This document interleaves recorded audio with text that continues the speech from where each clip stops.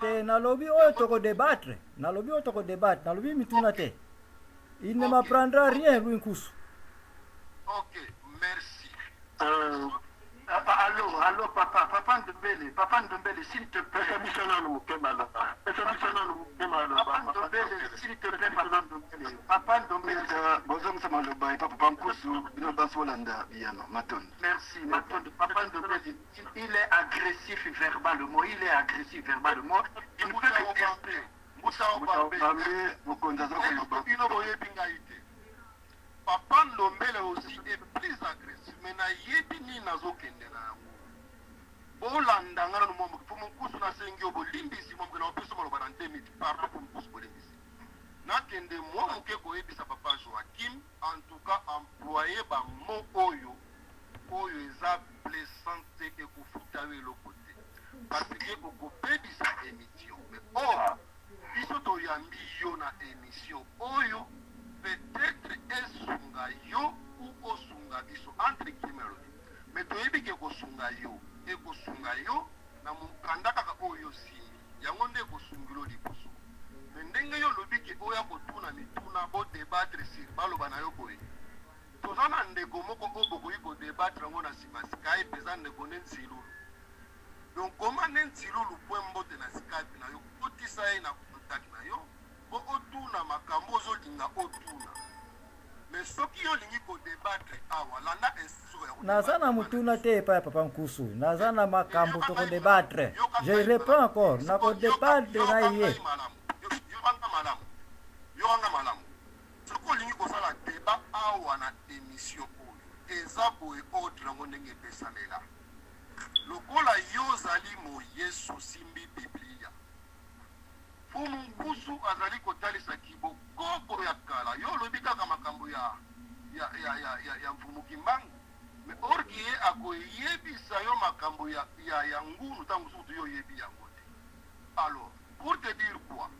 lolenge yo lobi ki wako débattre yaka ko débattre debi ya Adam na Eve na yo oya lobi kazali moto koyindo maintenant Fumu Nkusu ako apprendre yo ke tukuta na Adam na Eve te. Voilà débat ekotambola bongo oyate na likambo koloba ete ayebisa yo boye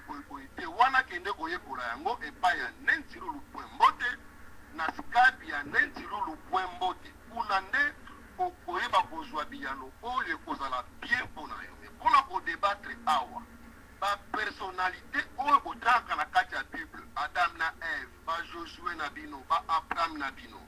yango tozoloba ke bazali baancetre na biso te ces gens-là ne okomema koya koprouve biso awa koya kotangela biso te Kimbangu azali koko na yo parce que ozodefendre ye te nous les défendons pamba te toyebi ke azali moko parmi biso oyo mokili ya molimo etindaki mpo ekangola biso aa bajara badeba oyo tozoyebisa yo omema na radio na biso na yango na ordre Mfumu Nkusu olobi mpe mwa mingi topesa mpe Mfumu Nkusu bana nde azoka kokangola bango te biso nde akoya kokangola ye Papa Kimbangu ok topesi Mfumu Nkusu maloba ameka koreagir na akela kokangola bana na ile mais bomba promesse na yo oyo lobi toza tozozela mememela biso mukanda oyo okoprouve biso oyo lobi ke Adam na Eve banoir oyo lobi ke Paris ezalaki na Afrique nakanisi bible wena ozalaka ya yo moko pasteur ya l'église évangéliste wana nakanisi bayebi yango makambo yo ozoloba te mais tokozela yo Mfumu Nkusu Papa Ndombele na mboka no apisu maloba matono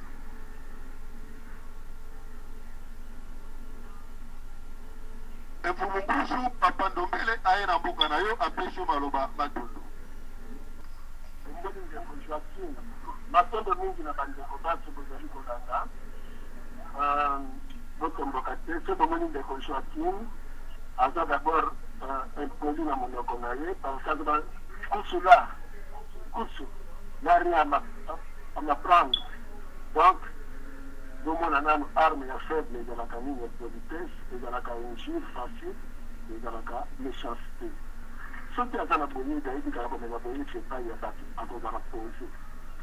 mais liboso nanu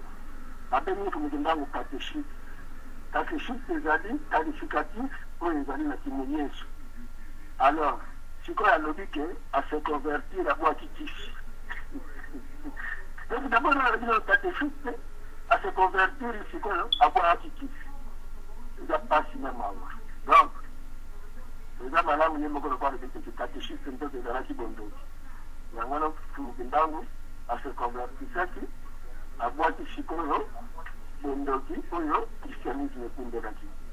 awana les pasteurs qui malgré dans l'église na kisantu kina Angola parce que pour que dans l'église on y a des donateurs doit prêcher chaque année kuna ce qu'on veut prêcher c'est un pasteur qui a des évangélistes ou bien des diacres ça dépend quoi awana bomoni kaka ke yemo ko na banobani nanu kaka abadi ko se contredire nanu na oyo ya yemo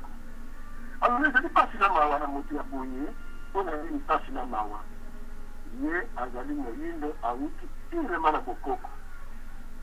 bokoko ya yesu akobenga ngo kisi na bondoki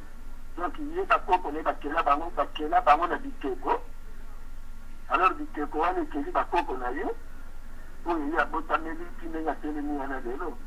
ezali mawa mingi soki ekeko komi kokela mutu alors nakobanga soki ekeko ekeli mutu oyo soki atiki kosambela ekeko ake kosambela mutu ezali déviation de façon que la ekeko mpo ekeko mutu ekelaki alors nayebi te boyebi oyo ndeko na biso aza nango mpe alobi ada na eve mais abosali ke kombona mondele moto ayaki na yango donc papa nkusa kolakisa nga bo mais bien au départ aussi olobi ke papa nkusa koapprendre yo rien sikoyo akolakisa yo lisusu nini aussi longtemps que sobi ya otonda alors nakoyanola boye eza mpasi na mawa agitation na yo ebandaki banda na esika nini osagite soki tozongi fio kaka na bible wana oza parmi bagrand sacrificateur oyo batombokaka contre jésus parce que yesu ayaki bato balinaki ezalaki bandeko na ye moko mpe ti bati kosalela ye complot po ayaki baza na bon côté nzoka bazalaki na mauvais côté ndenge ndeko yambwana oyo ezambwana ozosepela mingi babengo na nkombo ya joaquim nkombo importe oyo oyebeliaka ntina te alors que ezambwana eza na ntina alors au départ nanu oza enraciné au départ oza na misisa mpenza oyo ya yo te okoki kopesa ndimbo na bokoko elingi koloba nini bokoko elingi koloba nini peuple nini oyo na kati ya mokili aza koexiste sans bokoko oyebi peuple wana histoire ya jésus kaka na bible bandeli na nini na généalogie de jésus soki otraduire yango na lingala bokoko ya yesu babandi kotanga bakoko ya yesu me bandeli sikoyo parmi les 12 tribus d'israël yo kopesa tribu yo kaka po jésus tribu na ye juda ya yo siko na kati okozonga na balovila te lokola oza mokongo okotanga lovila te kenga naza na lovila boye koko nanga kingandi abotami na mboka boye nantuka kongo ezalaka boye mawa yango wana lobi bakoapprendre yo eloko te au départ olobi mokongo pesa nanu passage moko na bible bakongo bauta place nini esika bakomi keno bakongo mboka na bango boye ja page de garde ya bible mpo tala baconcerne ya bible esika baa na prendre yo sikoyo nanu mibandeli kaka wana bible eza destiné nanu na peuple wana oyo bakomi batie bango na page de garde alors lelo peuple wana adeplaça atika tribu ya juda place wana asiko peuple wana akenda wapi na tondoni tozongi na bandeko basomoni bandeko wana bokokomprendre bango ndeko za mbwana amoni ke comme ebandi koya frottoir ebandi koya koefase lokuta oyo bango bazolela oyo bazovandela yango wana ifa tomboka yango wana ifa asilika yango wana ifa abuka lokuta parce que soki meme bake kotina mindele oyo bakanga mfumuki mbango bakangaki ye te po azalaki nganga kisi nakoyeba yo preuve mokolo wana ya deba na kotindo mpe esika moko kokende kokuta eloko bayebisi yo bien ke yo motu mingi centre moki mbango épanouissement eza te évolution eza te liberté eza te lebible ezali te nakolakisa yango pli nakotinda yo na esika moko mpe ya bango bamindele oyo bakangaka mfumuki mbango alors soki yo lelo lobengi bokoko ebandela 1800 ekozala mawa mingi peut-être kopeki na katikati mpe na pays nyonyo kaka te bandaki atolobi kutu ke bakoko oyo bazali na periode mondele ayaki periode nyonso ya kimondele ezali periode ya felicitation ya bonzambe ezali periode ya kobebisa bonzambe ya solo akoso tolobela lokoko avant mondele aya oyo tozalaki oyo toyebaki nzambe oyo totangaki nzambe na kati ya nature oziaka mpona nini ndeko zamba osia mpona kovivre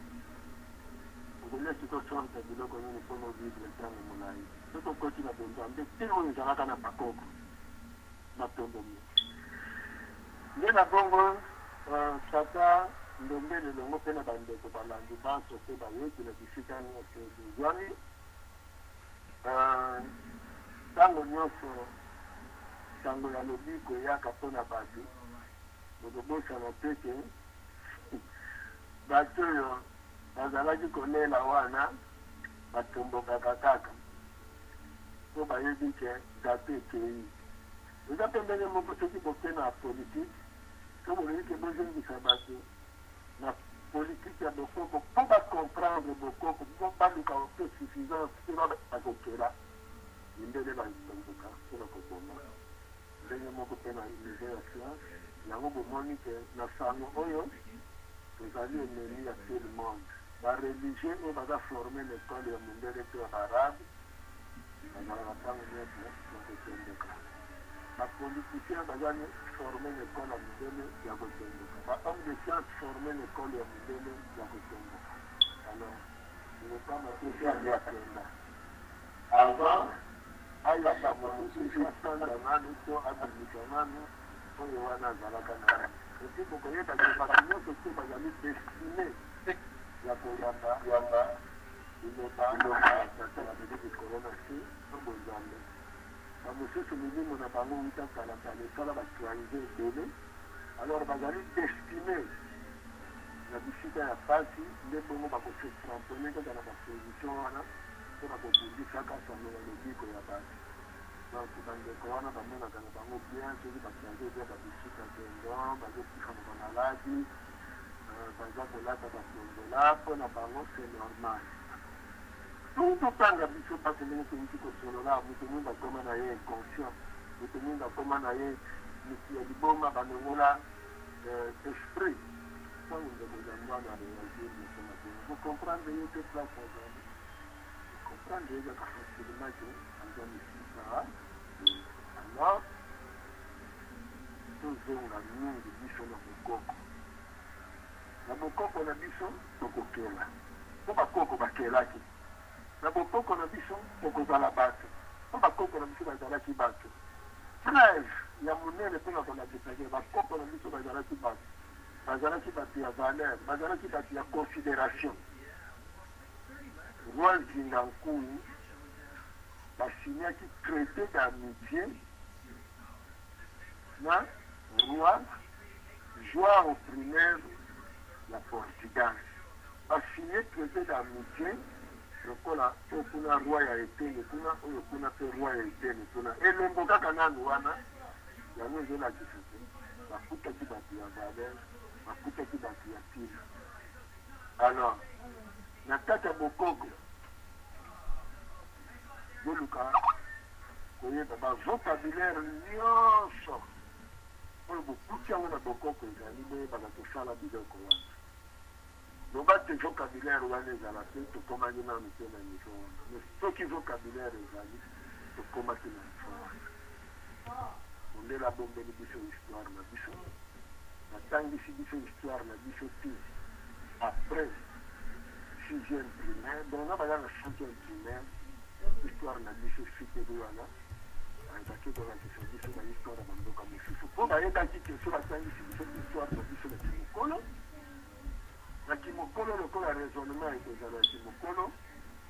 tokoluka te banda sikoyo koyeba esika oyo bazali kokosela biso mpo tokoka kobimisa bosembe mais lokola age ya bomwana de 0 à 11 ans ezali tikasa de 12 ans ezali apprentissage moto azoyekola motuli nde bongo bafere kobe biso lokuta oyo bokomona bayindo lelo me bakomi na niveau ya université lokola